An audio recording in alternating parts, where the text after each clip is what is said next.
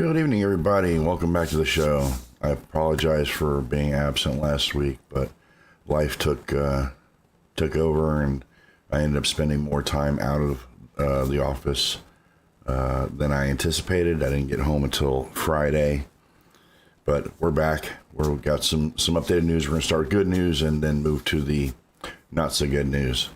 As always, as we begin the show, Veteran Crisis Line, dial 988, select option number 1 if you're a veteran. Anybody can call that number if you're in crisis. You can text that number. You go on the website, veterancrisisline.net, and there's a chat option on the top right-hand corner. You can chat with somebody live right there. We've also added the National Domestic Violence Hotline. And this, again, is for anyone who is, is a victim of domestic violence. It happens more often than you want to admit, I know, but the number is there. It's 800-799-7233. I'll memorize it sooner or later. Watch. Always, take the time, reach out, get help. Let's see, we're having dropped frames. Oh my goodness.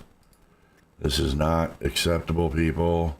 We haven't been on. You got to get this up to us. Here we go. As always, you can check us out in the Discord. It should be posted up there in the chat.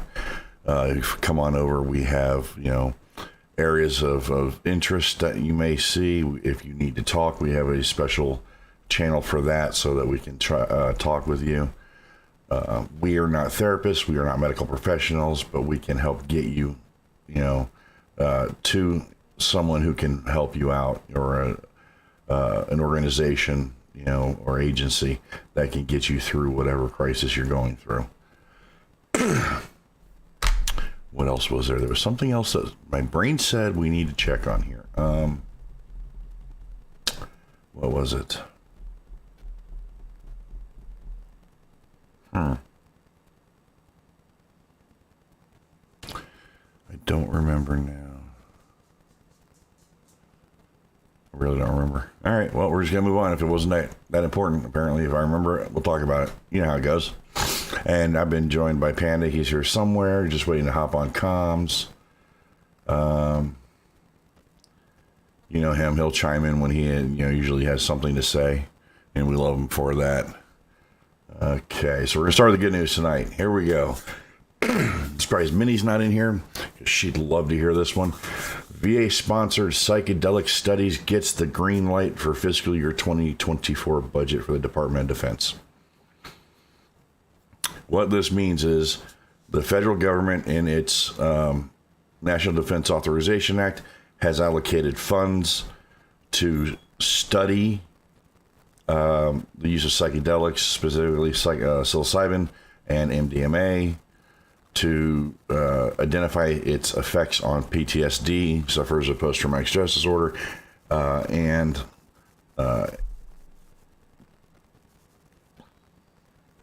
anxiety and depression. It's so difficult for me to talk tonight.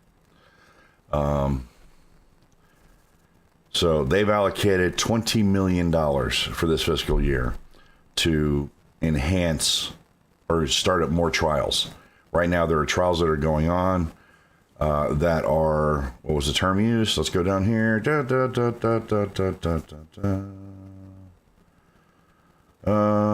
Philanthropically, yeah, I got it, funded. There are 8 of those that are happening right now across the country. This is going to allow more to happen so we can get more empirical data and show how much this works. Currently, it is still showing great promise, okay? As we scroll down here, we've talked about it before. The FDA is fast-tracking this, so they're expecting to have their evaluation concluded on August 11th, which I don't know why they can't do that for a lot of these things, but, government. MDMA was identified as a breakthrough therapy in 2017 for PTSD, and in 2019, psilocybin to treat anxiety and depression.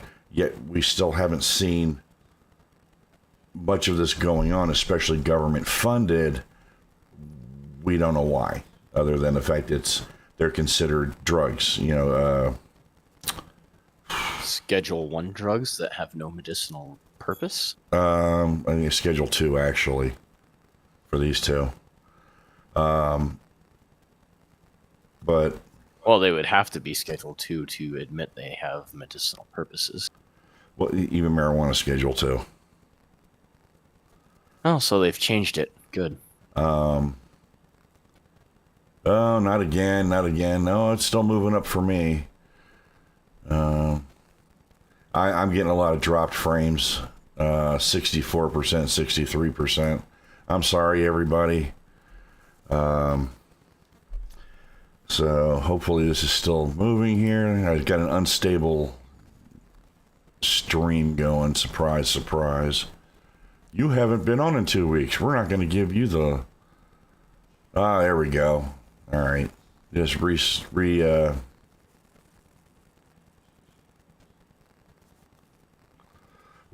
There we go. Thank you, Minnie. I appreciate you so much. Okay, so where were we? The studies that have already been done.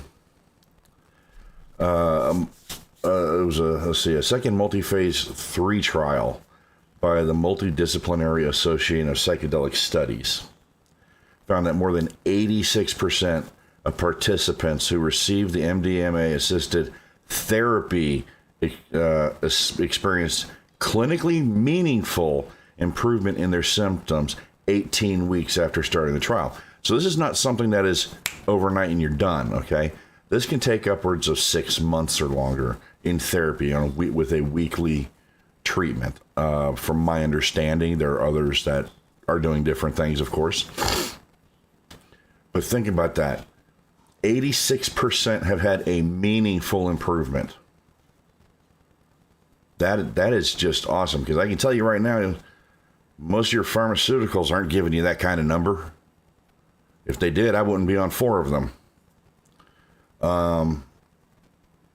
So that is an awesome number to see. So more than 8 out of 10, 86 out of 100 are seeing a meaningful improvement. Some have it's varying degrees of it, but they've determined it being clinically meaningful. So even if they cut their symptoms in half, you're looking at a really good outcome as far as I'm concerned. Let's see.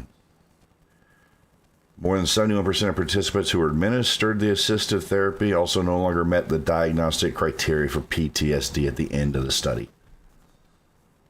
71 out of 100 people with PTSD no longer clinically identified with PTSD any longer after the study. And they had 46% that were given a placebo plus therapy. I don't know what that is. Obviously, placebo plus something else. So less than half of those people, 46 out of 100, saw or were no longer identified as suffering from PTSD. Even that's kind of a nice thing to see. But, these numbers are very... can't remember the word there. Promising? Thank you. Promising is the word. And I do hope that the government's finally digging into this. Now, with this,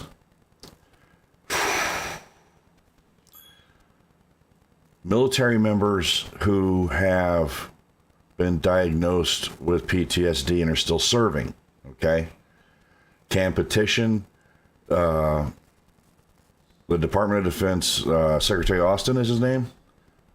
Yes, Lloyd Austin. Yeah, Austin, to take part in one of those studies. Okay? They have to see the select service members who have been diagnosed with PTSD or TBI, traumatic brain injury, may be eligible to receive a waiver from the Defense Secretary Lloyd Austin so they can take part in the studies. I don't know how they're going to process that. Keep your eyes open if you're one of those people. Please, please, please. And let's see how far we can get this to go. Because I would love to see the outcome of those studies. But again, those studies are going to take 6 months or longer to happen. But we're still here. We're not going anywhere. We're going to follow it. Every time it pops up, we're going to identify it, and we're going to bring it out to you. Okay. Now, on to more fun news. The Department of Defense and the VA are now authorizing or allowing, because you get permission for in vitro fertilization for unmarried people, same-sex couples, and more. I did not read into this one very much or at all, but it is really a good thing to see that we're finally moving forward in society a little bit here, because not everybody wants to be married. They love each other, but they don't want to do the whole wedding thing or whatever, for whatever reason. Just even the legal ramifications of marriage are enough to cause pause. For some people, yes, that's true. But look at Goldie Hawn and I can't remember his name. You see his face right in front of my Patrick Swayze? No, not Swayze. She didn't bed him. Kurt Russell. Russell, thank you. They've been together for fucking 40 plus years. They've not married. They have kids together. They don't need to get married. They're best friends. I don't know what the tax implications are, but that's their business. They're multimillionaires. They're stars. In the movie industry, and yeah, good on them. So it's nice to see that this is now evolving, and it's going to be a benefit for those who aren't married per se, and are maybe same-sex couples. I'm still trying to figure out. Well, that would be for the same-sex couples. If we're talking males, then they would have a surrogate. So, interesting to see how that would pay out. But I'm not going to be part of that study. But we'll see how. No, you don't want to reprise Arnold Schwarzenegger's role in Twin? Oh God, no. Or Junior? No, thank you. I appreciate it. No. All right. So there's more good news. Let's go. That would have been great about eight years ago. Well, my girlfriend at the time and I were talking about it, and she struggled with her first child as it was, so the second child would have been IVF was what we were considering. But then quickly found out the cost was cost prohibitive, and so that got dropped very quickly. Yep. The VA has set aside monies and wants to house, on top of what the people they've already housed, another 41,000 veterans this year.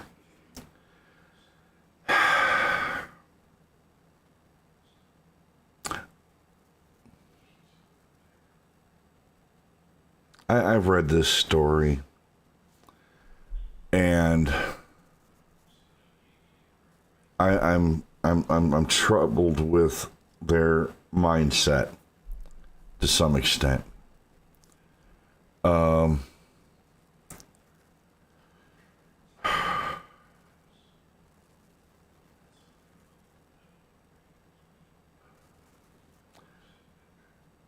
VA spends a lot of money getting homeless veterans into rentals, providing vouchers for those who own homes to not be foreclosed on and go become homeless. There's a lot of stuff that actually goes on and is processed appropriately in a timely manner. I do not know what the numbers are. My God, this is really, really pissing me off. So you're going to have to watch the replay of this, apparently. There are some VA locations. There's one that was talked about in Los Angeles, which is massive. 300 plus acres, I think it is. I'm going to scroll down to it so we can look at it.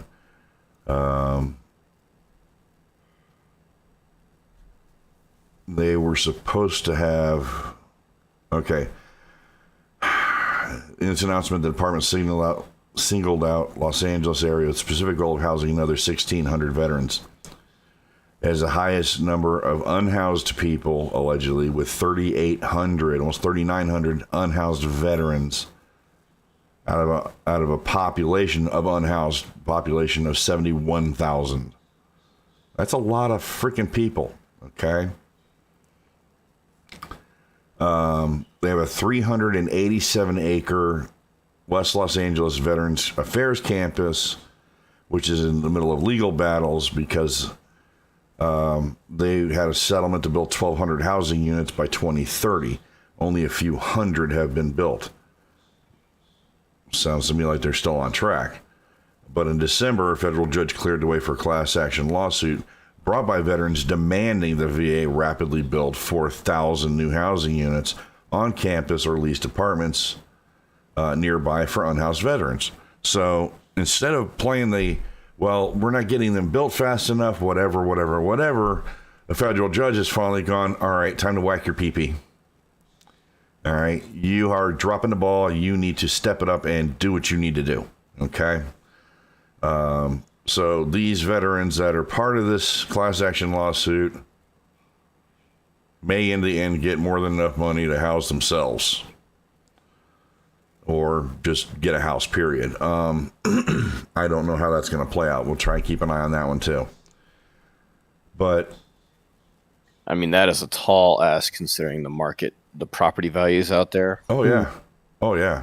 But the VA was supposed to have already built most of these, you know. They were going to build 1,200.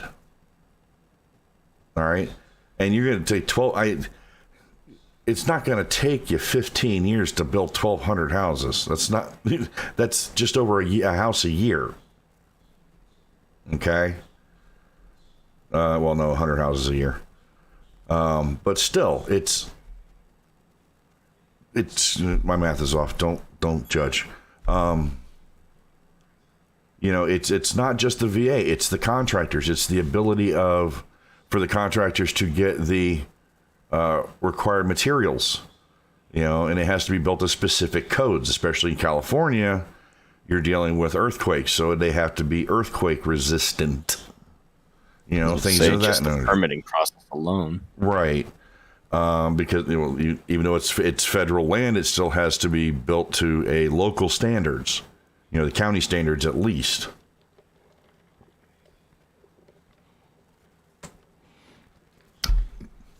Excuse me.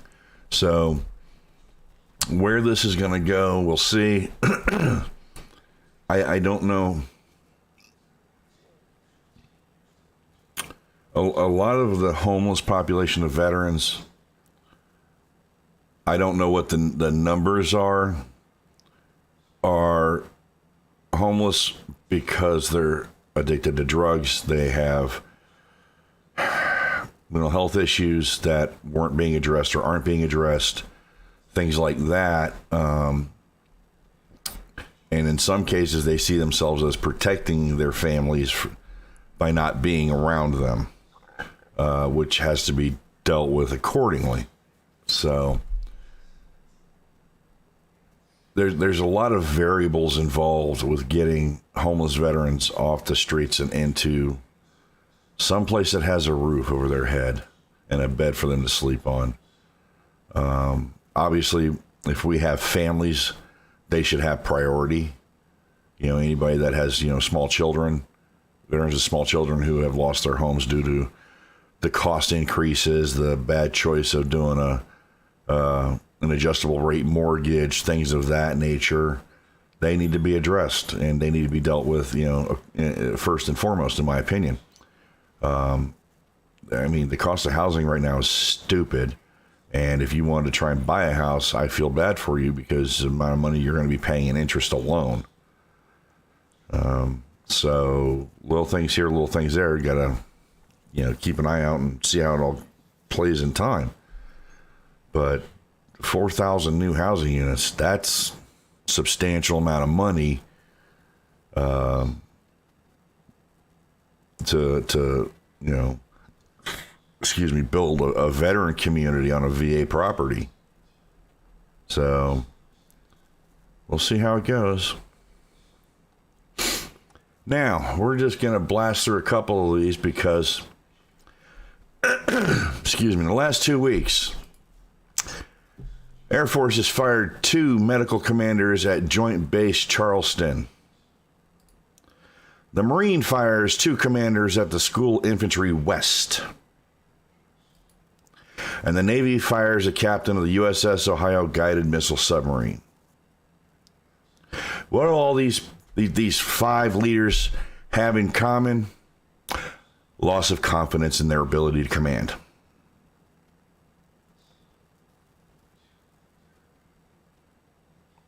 Five leaderships across 3 service branches in 2 weeks. Loss of confidence. Which we all know is the euphemism for they fucked up and we can't have them out here in public eye. They're probably given the opportunity to retire and move on with their lives. Because nothing was illegal. It didn't, wasn't anything bad or whatever. They just no longer had the ability to effectively lead their service members.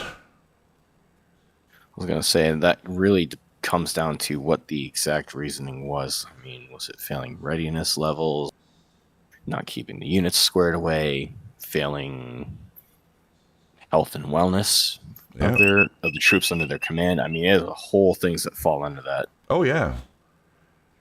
But of course, the DoD of late in the last few years has stopped telling us why these things have happened. They've gone to their boilerplate response of loss of confidence. And as cool as that kind of sounds, the reality is it's not telling us what's really fucking happening in our military. All right. What are they hiding? All right. It blows my mind that we're doing this again. We're hiding things from the public to protect senior leaders.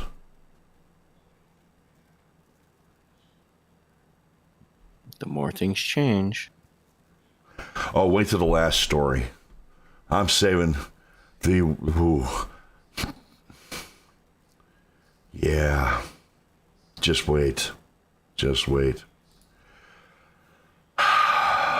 Okay, last week or so, the Marines sent a rapid reaction security team to the Haiti embassy. If anybody's watched the news or read the news, you know that there's a problem going on in Haiti.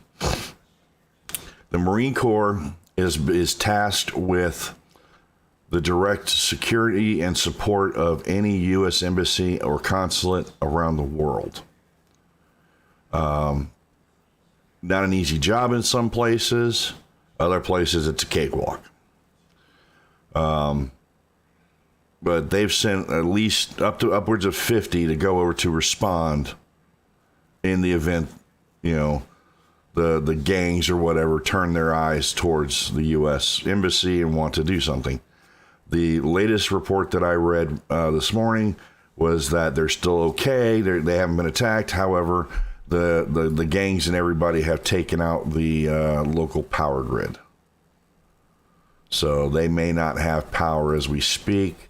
There has not been anything identified as of the last thing I read about evacuating anybody. The discussions were started, but they were not. The decision has not been made to whether or not they're going to evac them out. I know some U.S. citizens have been evac'd out of Haiti over the last week through government aircraft, but we'll see how this plays out. I'm kind of hoping it stays peaceful for our service members, but Well, from what I've read is that's basically the families of anyone who's there, as well as some lesser essential embassy personnel. Now, there are some that are still conducting their normal day-to-day operations, but it is limited. Right. But what I'm talking about is there are actually some U.S. citizens that were in Haiti that got airlifted out. They weren't attached to the embassy or consulate. These are just U.S. citizens in country for whatever reason. Well, yeah, but that could still cover the families of said service members, is what I was getting at. Yeah. Now, that said, you probably still have, what is the acronym? NGO workers, missionaries. Yeah, non-government organizations. Most of those take care of their own. So, all right. But yeah, I mean, if they're sending in a fast team to reinforce the embassy security guards, I mean, that's pretty serious. Excuse me. And by the way, for those who don't know, FAST stands for Fleet Anti-Terrorism Security Shit. Now you gotta do this to me. Oh, I had it. You had it. It was Fleet Anti-Security Team. Oh. Or Anti-Terrorism Security Team. Yeah, security team. There it is. All right. I had it. Yeah. So we hope that nothing goes down, nothing, that they're not being threatened or anything like that, and they all get to come home without anything occurring. However, in the event that something does happen, superior firepower, speed, and accuracy. Violence of action. Violence of action. That's... You give them hell, Marines. Okay, now for an oddball one. We don't hear this very often. A 173rd Airborne soldier located after a week AWOL in Italy. Oh, this guy. Somebody from Germany. He was stationed in Germany. They went down to Aviano, I think it was, and they were working. Yeah, and Aviano's right there. They were working at some kind of simulation training. Yeah, training. Thank you. And he tried to leave once, and they would put him under guard, to make sure he wasn't going to just stroll off again, and he did. So somebody's getting in trouble. Private Gonzalez did surrender himself at the U.S. Embassy in Rome, 300 miles away.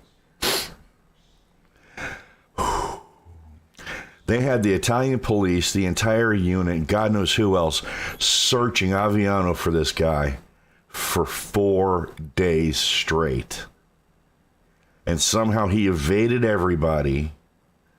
Nobody saw the American kid cruising down the street or asking for help in English. Okay? Ends up on a train and makes it to freaking Rome.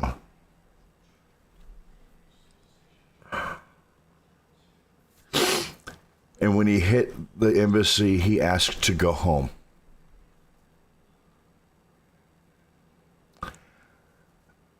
I don't. I've heard of some ridiculous stories before, but damn. You've made it through basic. You've made it through your advanced training. You've gone to your first duty station. He still has first duty station. He's private. So he's probably been in less than a year.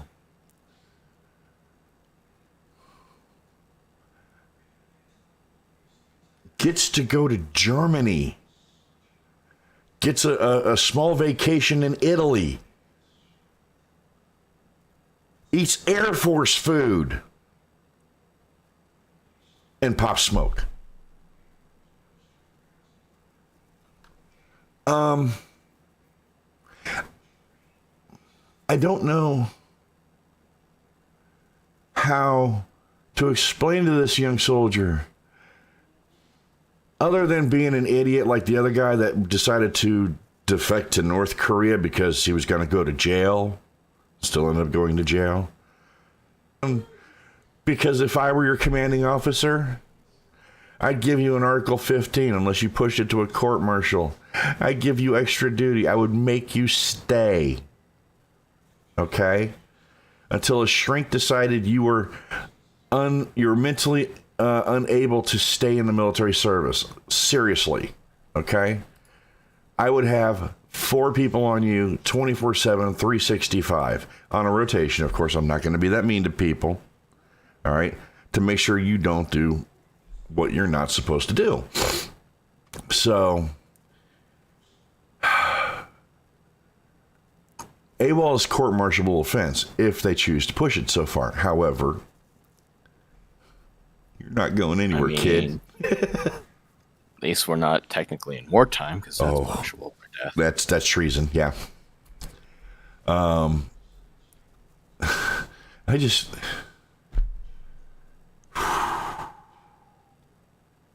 Well, and the larger issue is multifaceted for sure. Oh yes. Right. But one part of it is you have some of these people who are not really thinking it through when they sign the dotted line, or leading up to signing the dotted line. Right. And then all of a sudden find out they either can't hack it or don't want to. Yeah, but we usually what get did those. You think you were signing up for? Yeah, those usually get weeded out in basic. You would think so. Well, you've got to remember, at least not uncommon. All right, I know the Marine Corps hasn't changed. Love the Marine Corps for this one. The Army's changed how they train soldiers, because apparently the shark attacks, the getting in their faces and reminding them that they're pond scum.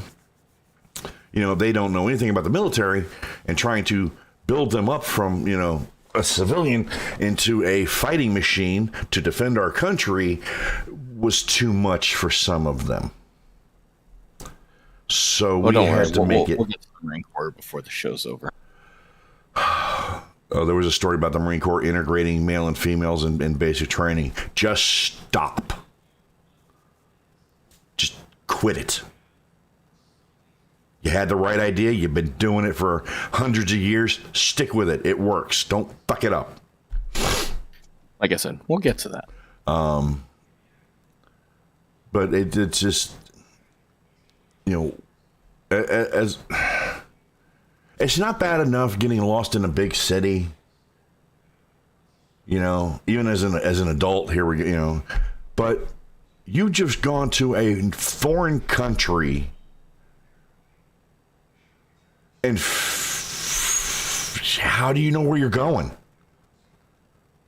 Do you speak Italian? Can you read Italian? There's a lot of information here that I'm unaware of, and I would just love to know what this soldier's background is, because Gonzalez does not tell me Italian. Okay? Private Angel Gonzalez does not tell me it's Italian. Now, there's some Spanish in Italian, so to speak, but Italian is just, oh my goodness. Italian's Italian.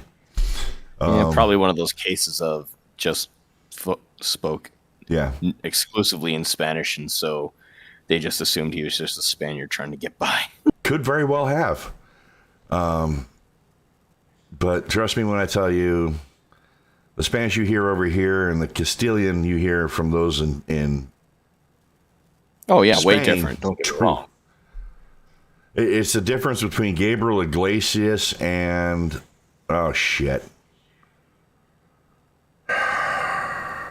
action movie star, Hispanic. Oh God, I can't remember his name now. All right, I'm sorry. I shouldn't have done that. My apologies, everybody. Antonio Banderas? Yes, thank you. He's Castilian. So his accent, that's why his accent is so thick and everything, but it's also different than a native Spanish speaker from, say, Mexico or Puerto Rico or the Dominican Republic, or fucking Colombia, whatever's down south. So, yeah, there's a difference there. All right, so we're moving on. Here comes a bad story, not the worst one that pisses me off the most. And we're not going to delve into this one. Navy Lieutenant Commander, 61 years old, arrested after paying $200 to a 14-year-old for sex. Now, before we go off the rails, this 14-year-old had been posing as an 18-year-old online, sending pictures of his lower half, it's a male, of his lower half for gifts and monies and things like that, but somehow struck up a physical relationship with this lieutenant commander who was under the impression this was an 18-year-old man.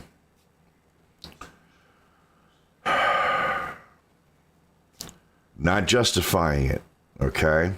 But let's put everything in context here. He wasn't looking for a 14-year-old. But let's be real, 21 or 22 should have been a little bit of, have that buffer there. But the mother found out, okay, and apparently there were no laws broken and nobody got in trouble. When mom found out that the kid was selling naked pictures of himself to guys on a dating site for money and gifts, then finds out about the actual physical contact between the two and appropriately contacts law enforcement, which I would have done as well.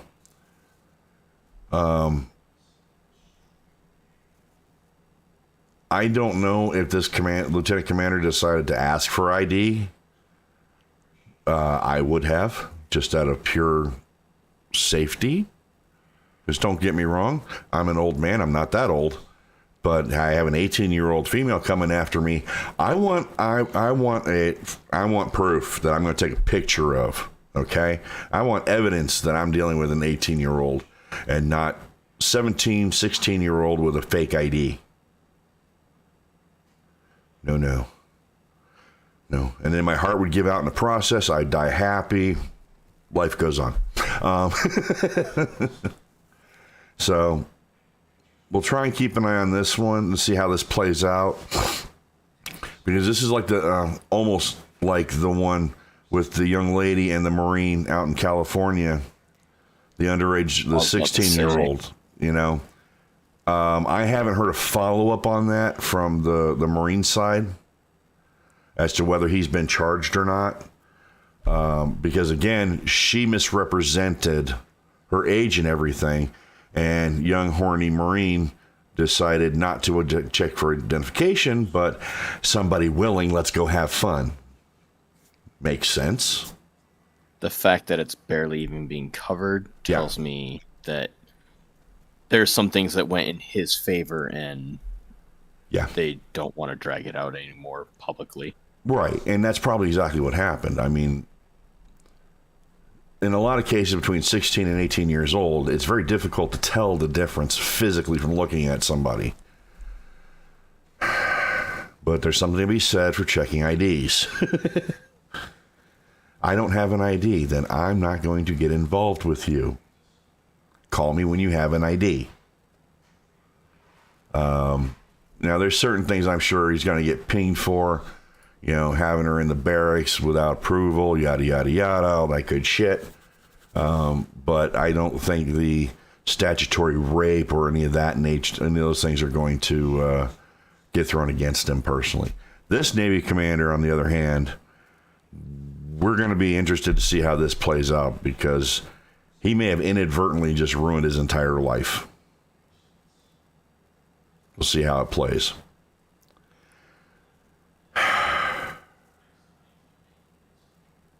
Now for the story that is going to piss the planet off.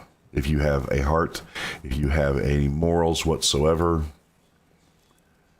the government has said a female mariner's rape on the USNS ship should fall under workman's comp, as if that were part of her duties. Not that she was illegally taken advantage of, her being forced to do something against her will, but it's workman's comp.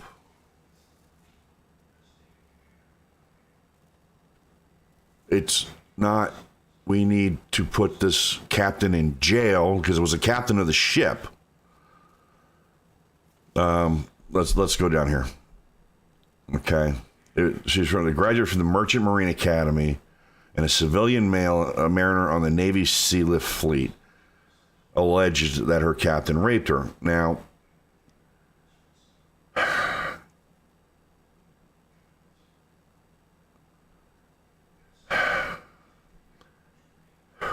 I'm calming down. The government lawyers acknowledged the rape is a reprehensible crime in court documents filed last month. but they argue that the attack amounts to personal injuries sustained while in the performance of the employee's duties.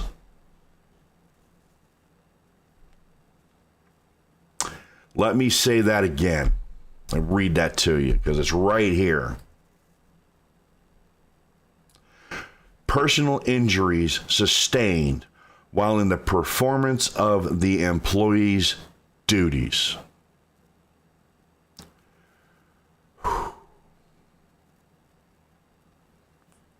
I have a question for the audience as a whole.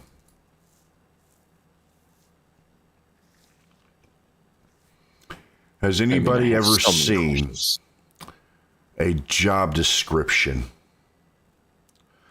that requires a female engineer on a United States naval vessel as a civilian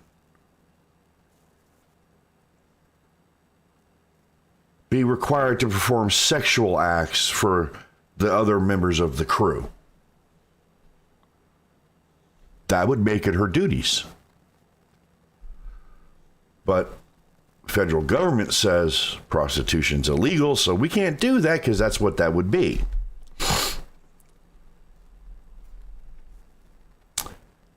So it sounds to me like we have an influential captain of the ship who's been around for the longest time and has a counter argument to this individual, this woman's allegations. There was alcohol involved, apparently. But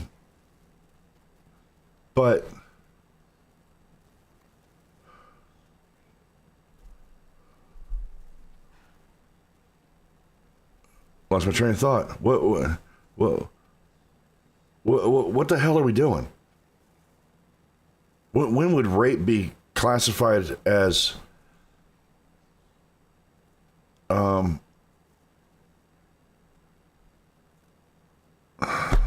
my brain is just cooked, people. I don't know how to wrap my brain around something this inept, this stupid, okay? This inability for grown people to identify prospectively a law has been broken, to investigate it fully, bring charges against anyone who may be found committing such an act, and letting the courts take over. Instead,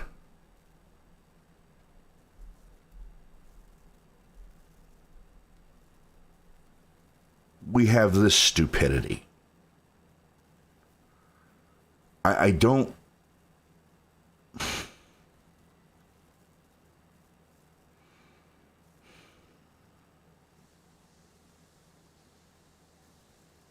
You can't tell my blood pressure is raised right now. I cannot truly fathom the level of ineptitude it would take for a government attorney to try and turn an alleged rape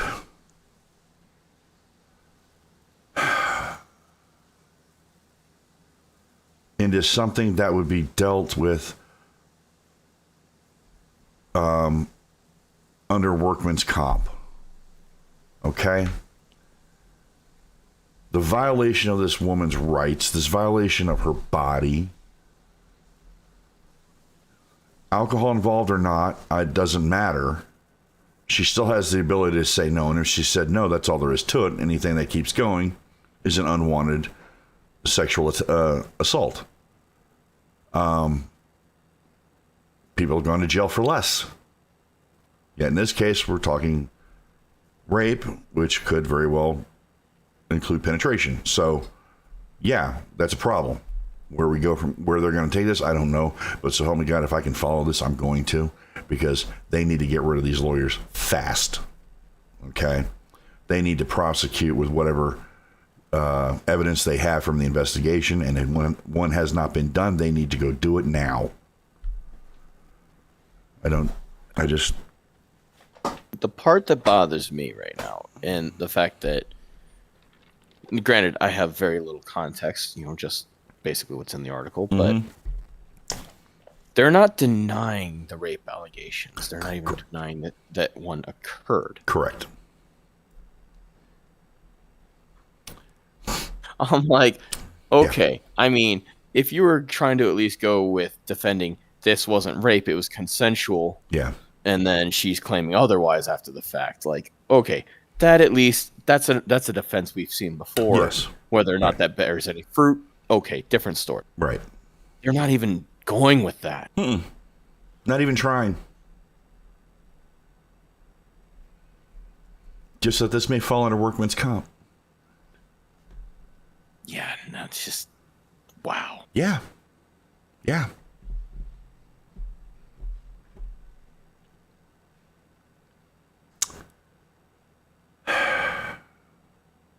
I don't know where to go from this, but we're going to track this one for damn sure. I want her to have, if justice needs to be served, I want to make sure she gets it. Okay. There's nothing I can really do about it, but hey, I can't suggest to anybody maybe reach out to your congressperson, your senator or House representative to point out this is occurring again. Because this is another failure of command, in my opinion, to protect the subordinates in his sexual assault allegation. And this was done by the command itself. Okay? So the higher command is not doing their due diligence to protect a civilian in this case, not even a military member. This is a civilian that was attacked on a ship.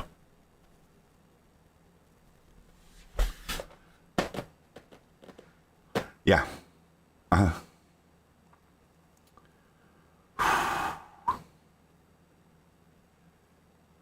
On that note, everybody, I'm going to go take some blood pressure medication and call it a night.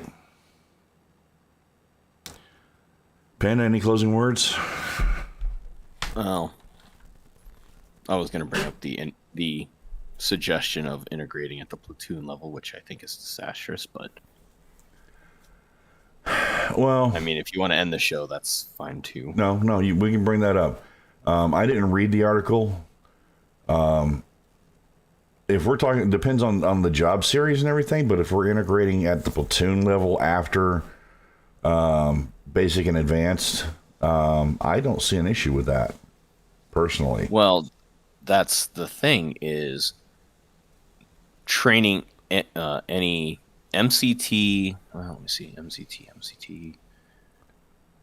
Did I have? Well, when I was in, all females went to the East Coast, so MCT for them was at Camp Geiger, which is again in Lejeune area. Okay. So I would not have experience with MCT level, but as far as A school and whatnot, granted, it's not at the platoon. It's not platoon broke down into platoons at that point. But it's integrated once you hit A school, C school, and all that jazz, or any MOS school. Okay. All right. MCT, as far as I understand, your squad bay that you are living in is segregated by gender or sex. And, even if you are running co-ed platoon level training at MCT, this is strictly recruit training. Yes. Boot camp in CRD San Diego and Paris Island, period. Right. Not anything after. Right, okay. Knowing how they run recruit training, don't do it. Company level is as far as integration should go, because the way recruits are treated in boot camp, I don't see integrating at the platoon level as being beneficial to anyone. No, not by any means. Trust me. I went through basic training in the Army, and it was a mixed platoon.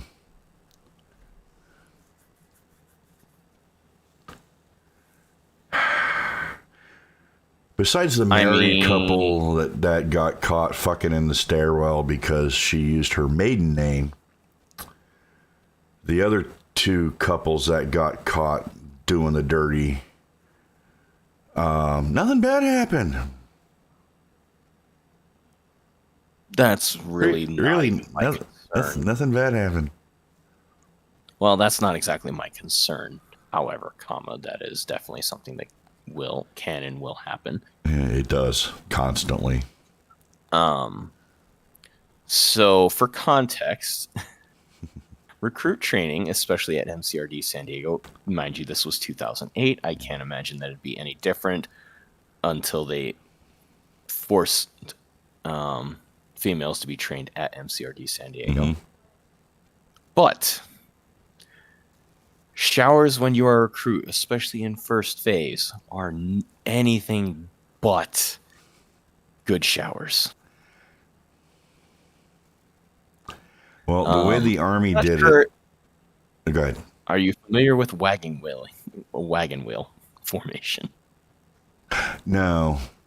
The Army's a little more advanced than that, I think. Okay, well... At least we weren't going nut to butt. So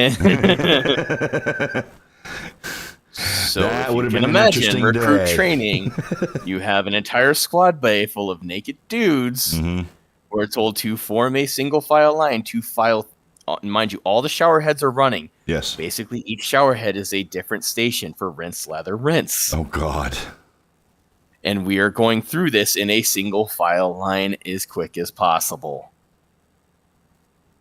You can imagine how much hell that's going to play if they try to integrate at the platoon level.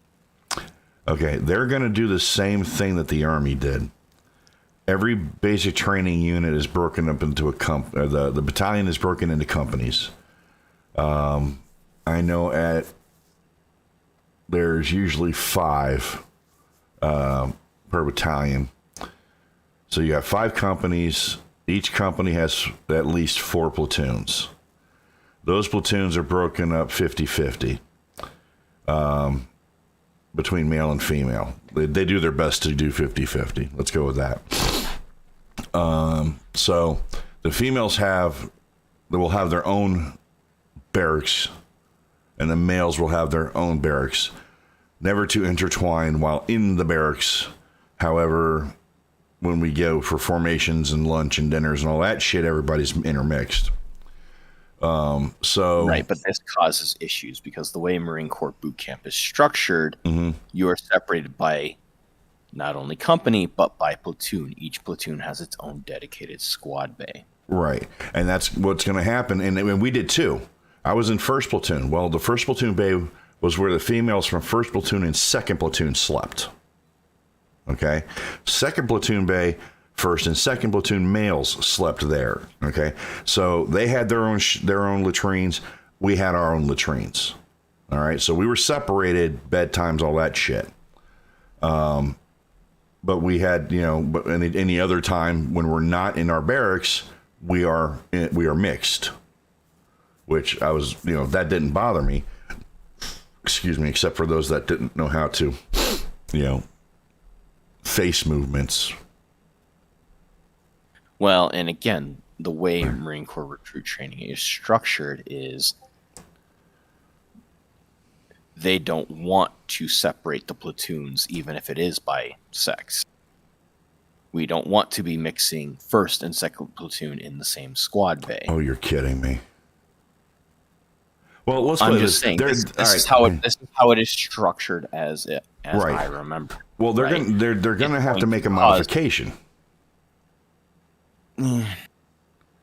Like it or not, if they want to integrate the males and females in basic training, or MCT, as the Marines call it, or BCT, you have to make modifications because you are not going to have males and females in the same platoon bay and showering together to form camaraderie. It's not happening. Okay, well, they'll form something, and babies it comes out the other side. Well, and this is my understanding of why the Marine Corps has fought gender integration so long, especially when it comes to recruit training, is because of the way they conduct said training. That they're fine at the company level. That's fine. We'll do it. Yeah. But at the platoon level, it needs to be separated. You can have, 2 platoons of, all female and, 3 platoons of all male. Fine. That's a gender integrated company. Right. To go any further lower level than that, or structural level than that, is unnecessary. What the hell's and that causing, story? And causing undue logistical burden. Because again, the way Marine Corps boot camp is structured is you are part of that unit. Right. And so how you experience boot camp, where it's 1st and 2nd platoon males and 1st and 2nd platoon females, separated, but, with another platoon, Marine Corps is not going to do it that way because they want 1st and 2nd platoon separated. One, the drill, you don't want competing, you don't want other drill instructors from another platoon screwing with your platoon, for starters. Oh, that never happens. 2, it is very competitive. They start breeding that competitiveness in boot camp. Yeah. So, again, 1st platoon versus 2nd platoon, regardless if it's the instructors or the recruits themselves, they want to breed that competitiveness into the culture. So mixing platoons is out of the question as far as the way it's currently structured. They would have to completely overhaul how recruit training is done. Yeah. To make that work at the platoon level. And I will tell you, yeah, sure, it may work for the Army, Navy, and Air Force, but the recruit training, as the Marine Corps has conducted it for however long, you're talking about completely changing the way it's doing, or the way that it does business in perpetuity from now until whenever they make a different decision. Yeah. And I will tell you, company level integration, fine. At least they can still keep it separate at the platoon level. Beyond that, at the platoon level and lower, it's in nobody's best interest to try to integrate that far. I don't see it being worthwhile. I'm right there with you. No argument for me. If anybody has any comments, let us know. You always chime in the general chat or topics and discussions in our Discord. Let me throw that back up real quick, because I have one more story that you are just gonna love. I think I spelled it right. Yes, I got it. Okay, are we ready?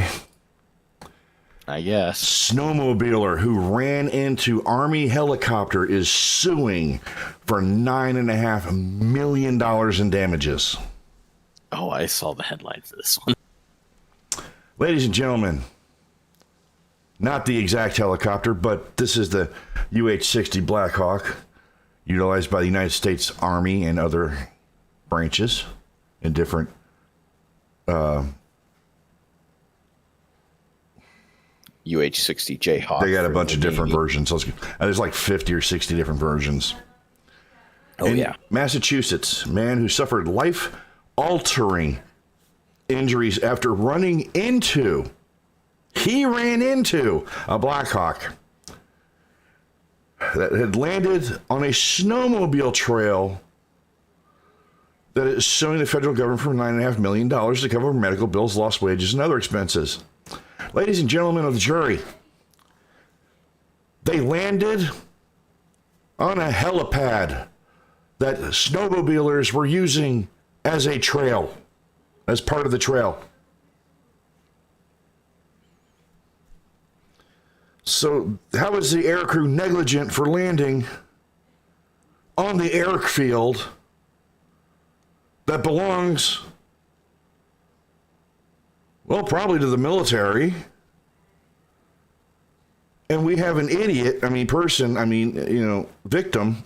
I'm sorry, I didn't mean that. Driving a snowmobile, who is apparently incapable of seeing this 15-ton black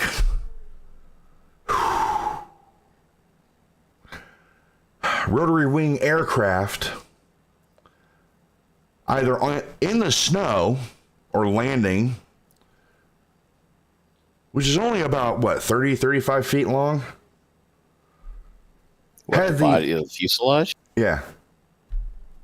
I'd be surprised if it was that long.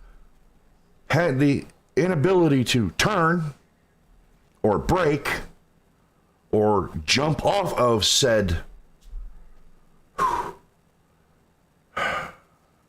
snowmobile,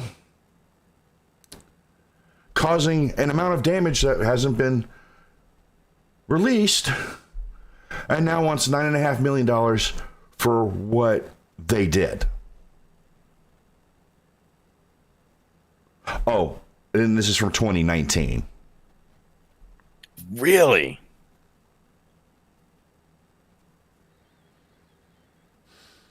I mean, I'm definitely curious as to which part of the aircraft they ran into. Wait. No, it obviously wasn't the tail rotor. We wouldn't have this discussion. I mean, you do have the tail pylon they could have run into. True. Which would actually make kind of a bit more sense, because that would actually clothesline them versus, running into, I don't know, the doors. Where he would have caused damage to other individuals. Hang on. Here's the kicker. Ready, everybody? Ready? He can't resume his legal career. He's a lawyer. What, did he suffer brain damage from his impact? He's a lawyer. He's already brain damaged. That's an automatic TBI when you pass the bar. I'm joking, people. It's a joke. Don't sue me. But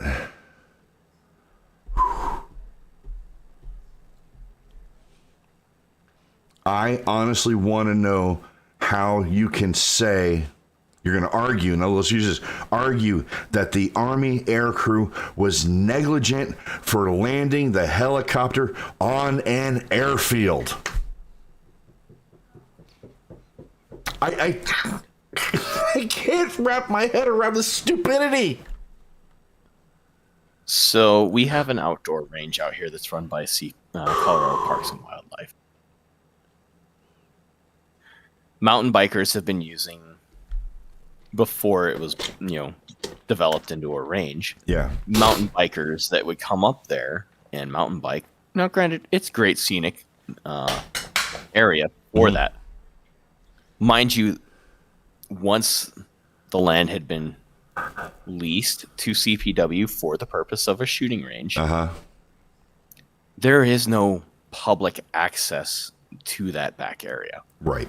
It's all gated off and fenced off. To get to it from the nearest town, you have to cross 2 railroads and go up a cliff and private property. So you're already trespassing on multiple private properties just to get there. Right. And then on top of that, you're going to ride a bike on a downrange on an active shooting range. Yeah. And then that's like turning around and suing the state government because it's a state-run facility for being shot because you decided to bicycle on a active shooting range. Yes. Exactly.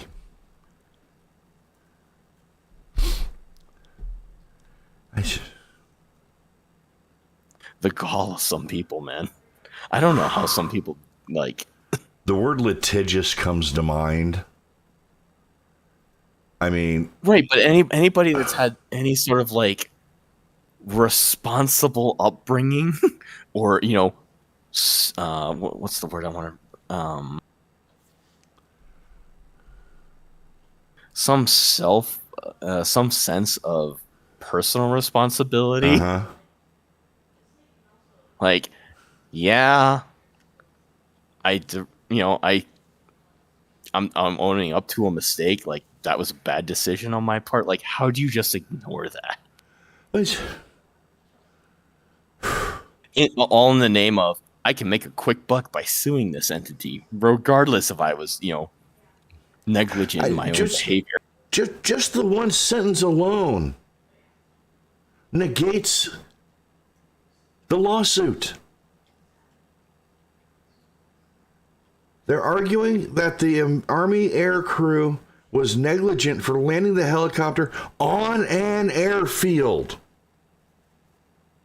that's also used by snowmobilers. It's an airfield, first and foremost. Aircraft are supposed to be on airfields, not snowmobiles. That sentence right there negates your entire lawsuit, and a judge should throw it out before it ever gets heard. Okay? I'm driving my car at an excessive rate of speed during a thunderstorm and a torrential downpour. Right? I hit a patch of water and spin out and have a single vehicle accident. Nobody's hurt, nobody's died, okay? Nobody else is involved. It's just me and my car. Ruined my car. Insurance company's going to go, that was your fault. You're going too fast for this, that, and the other thing. Well, this is the same equivalent of me going, but wait, insurance company, I'm going to sue the state, then the county, and the company that did the road under contract for not doing it properly and having proper runoff so that wouldn't happen. Yeah, that's not going anywhere either. I mean, the only argument he would have is if it was like a field expedient landing zone. Because granted, having been aircrew, we did have a few sites that we would do training on the island where it was a field expedient landing site, i.e. not marked, not fenced off. Mm-hmm. That's probably what it is, but let's be honest. All right. If you're going to go on a snowmobile course and trail, and you've done your due diligence, you know that's a damn airfield that the military's using periodically. Okay? Because that's what they're doing the rest of the freaking year when you're not snowmobiling. Well, and my only other question is, I know snowmobiles are loud, but how do you not hear a helicopter over the engine of a snowmobile? How did you not see it? Well, not seeing it, I can kind of understand if you're coming around a blind corner. All right. They're saying he estimated the impact was at 26 to 39 miles an hour. Okay, you're not taking a turn that sharp, not in a snowmobile. All right. Here's a better one. 26 to 39. Really? 13 mile an hour difference? I don't think so. I thought the mathematicians were good enough to get that shit down to about 3 mile an hour variance.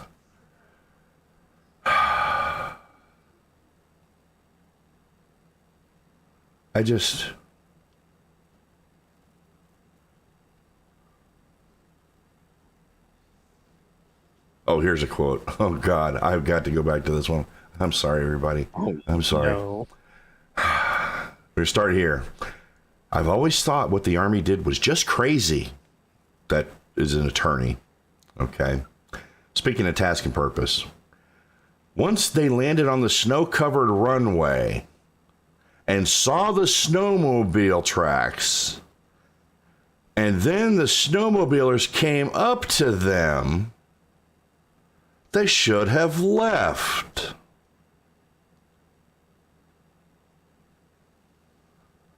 Something bad was going to happen. It's even worse staying well after sunset. It became more and more dangerous as the sun was setting.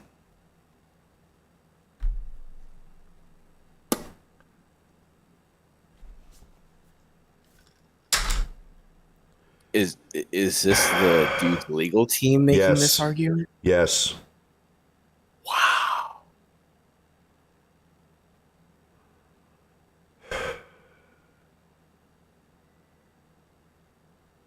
So, they're on an airfield. It's at this point I'm like legitimately curious. Okay, we need to know, is this like a marked landing area or is this just like a field expedient one? I have to know. Wait. That does change the context a little. No, it doesn't. Okay. I mean, Yes and no, but I mean, here. Let's slow down here. Hang on. Let's go back to this. Once they landed on the snow-covered runway, which everybody knew was a snow-covered runway, runways are not hilly. They tend to be in wide open areas. Yep. With good visibility. Snowstorms notwithstanding. There was obviously something going on there because the snowmobilers that were there rolled up on them and said, "Hey, what's happening? Is everybody okay?" More than likely. And then went about their day and had more fun. Somehow, and as this statement says, I'm going to make the assumption, we know all how that works out. I'm going to use my analytical brain and say it was around sunset that this accident occurred. So the darkness of said helicopter would play a factor, granted. I give you that. But I'm also going to tell you this, that there was some kind of facility there for that crew to go to, because they weren't just hanging out in the snow for hours for fun.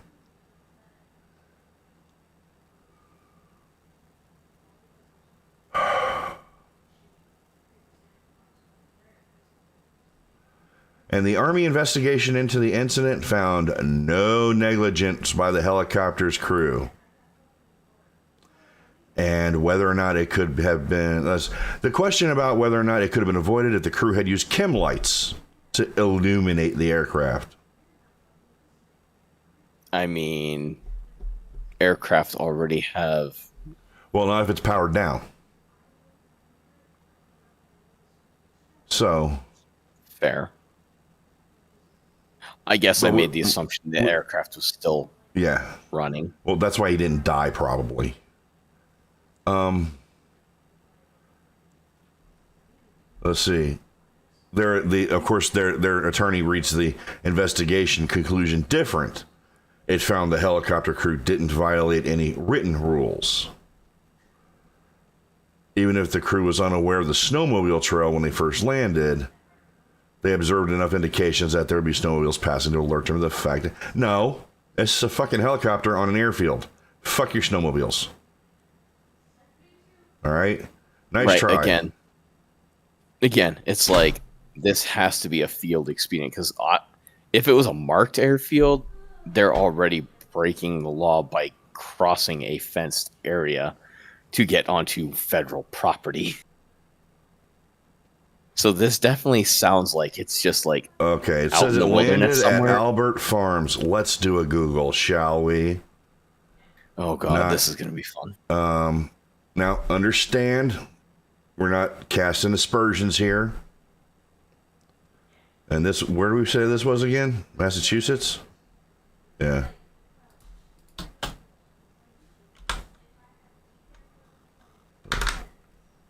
Is it MA's Massachusetts, I think? Yes. Oh, look. Albert Farms Airport. Mike Alpha 88. Information effective 22 February 2024. It is a marked airfield in Worthington, Massachusetts. All right, well, that person's just lost all credibility at this point then. Airport use is private and permission required prior to landing, which means the military has. It's unattended. At this point, I definitely agree with you. And it's been in existence since October of 76. That's 1976 for you kids. All right.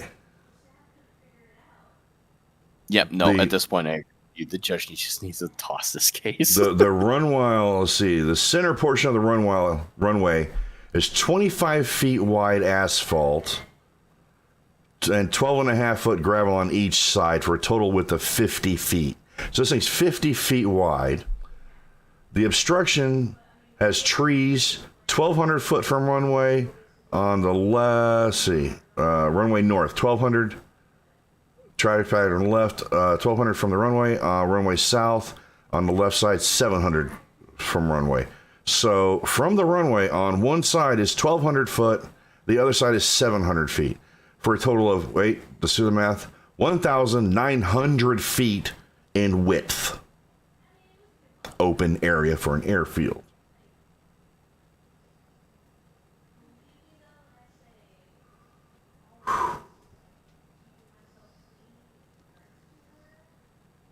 Yeah. Actually, if that reads the way that I think that is, that's 1,200 by 700. So we're talking square feet. That is, well, 7 times 12 is 84. Add on, all the extra zeros. That's a lot of square footage. Yeah. So, see, this is the analyst in me. I can do some research and I can do it quick. But this is the level of stupidity, okay, that these people don't account for. All right. First and foremost, and it has been since 1976.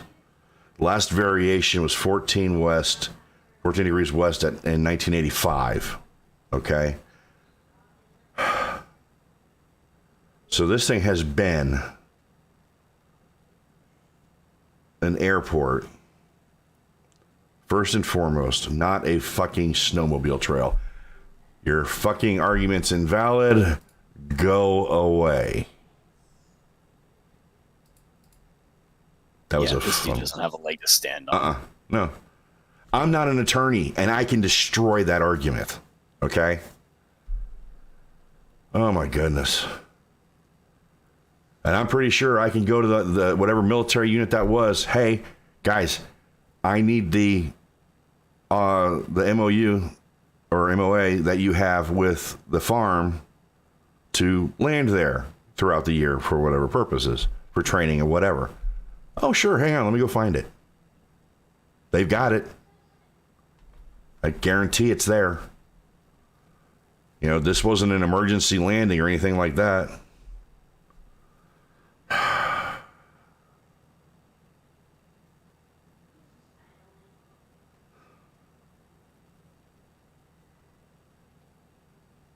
I hope for failure on this idiot's part.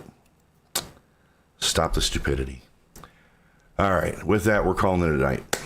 We've gone for an hour and 20 minutes. We spent 20 minutes on this. But it was worth it. Okay, everybody. So, remember, Veterans Crisis Line. If you're a veteran in crisis or anybody that's in crisis, you dial 988 on your cell phone. Select option number 1 if you're a veteran. Okay? You can go to the website, veterancrisisline.net, top right-hand corner. There's a link to chat with somebody. You can also text that number.